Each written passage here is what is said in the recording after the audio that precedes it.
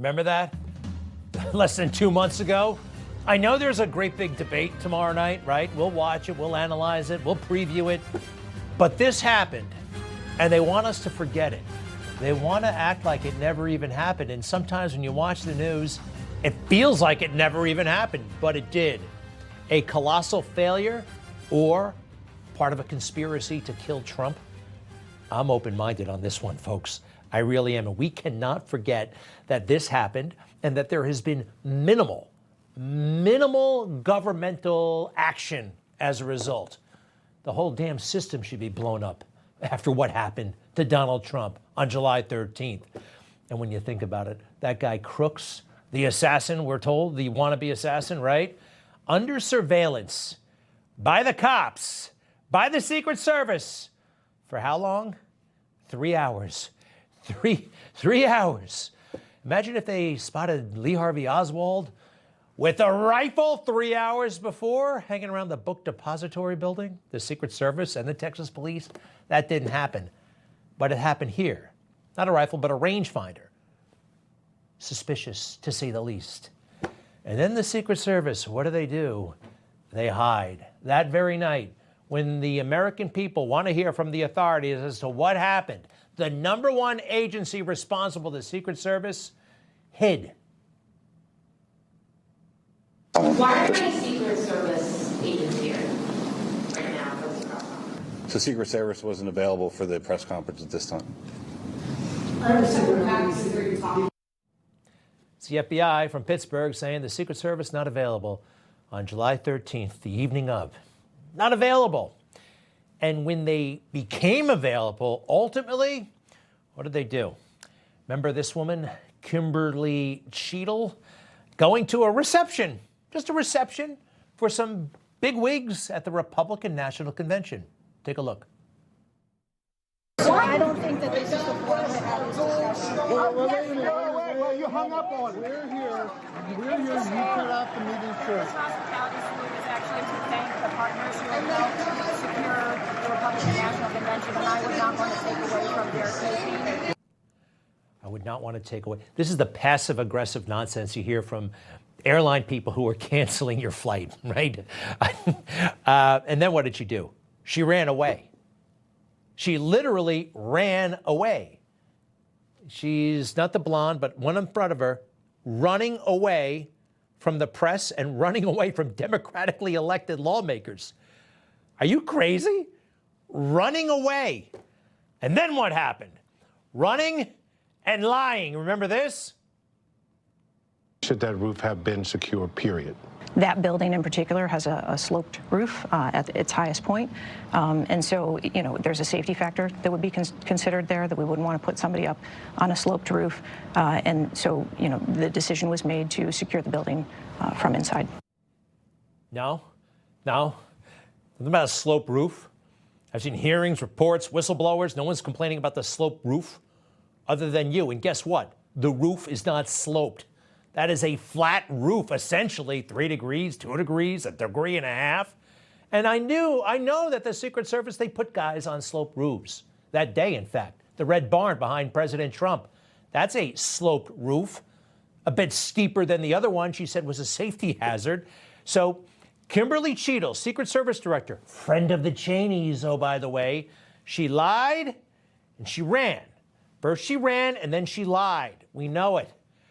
What are they covering up? I mean, what's going on here? Liz Cheney has said Donald Trump is a threat to the Constitution and must be stopped no matter what. She's friends with the Cheneys. That's suspicious. So you got Crooks, and this is even more suspicious. What happened to him, and where's his family? Crooks, the body, the burial, we don't know about what happened. We don't. Body was released by the FBI July 23rd. The public did not find out until August 5th. Coroner's report, huh? Lee Harvey Oswald, they actually had reporters at the funeral. They had reporters at the funeral. And after this horror happened, that night, Lee Harvey Oswald was on display for the world, actually giving press conferences. I mean, that's kind of ridiculous, but... And the family, they were there. His mother, and his wife were actually there in the police station, talking to reporters. Reagan's almost assassination in 1981. That was horrific, right? The family of John Hinckley, they were putting out statements. They made statements through lawyers. They ultimately went on Barbara Walters, but they didn't go into hiding. The Crooks family, and I'm sure they're innocent, but this is very strange, don't you think? There's been nothing, hardly anything. Where are they? What is going on? And this brings me to Donald Trump. You know, they like to say that he's in trouble, and now they really like to say that he's a convicted felon. That will be mentioned a lot tomorrow night, and kind of takes me to all this weird stuff about the assassination attempt and other very strange things surrounding President Trump and our government, what the government is doing to stop President Trump. Because, you know, people keeping a low profile. What about the jurors who made him a convicted felon? Although technically he's actually not a convicted felon. We haven't seen them interviewed. We haven't seen them anything. Now, part of it is, well, they're afraid of MAGA. They're afraid for their lives. Give me a break. I think that's all part of the scheme here, right? To make us seem like bad insurrectionists who are going to rage and riot at the drop of a hat. That's not what we do. I do know that jurors, even in the most notorious cases, come forward and talk, even when there might be some risk to themselves. Whitey Bulger, bad guy. Anybody see that movie Departed, right? It was kind of based on him. This guy murdered like 150 people with his bare hands, they tell me. Well, the jurors sent him to jail for the rest of his life. When we went in there, it was nothing what I thought it was going to be. It was more or less, we didn't know what was going on. It was very, very overwhelming. With 12 different people, there's 12 different opinions of what should be going on. I made my decision, and I'm not going to feel guilty about it.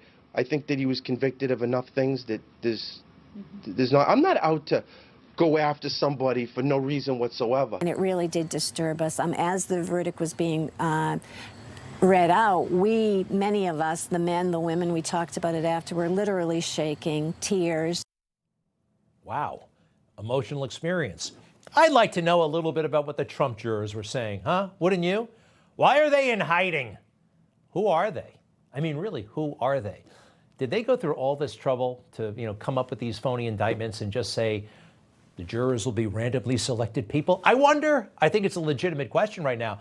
They decry conspiracy theory, right? Conspiracy theory.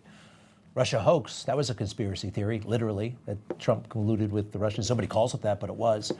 This is how conspiracy theories start, okay? The vacuum of information. We deserve the information, don't you think? All right.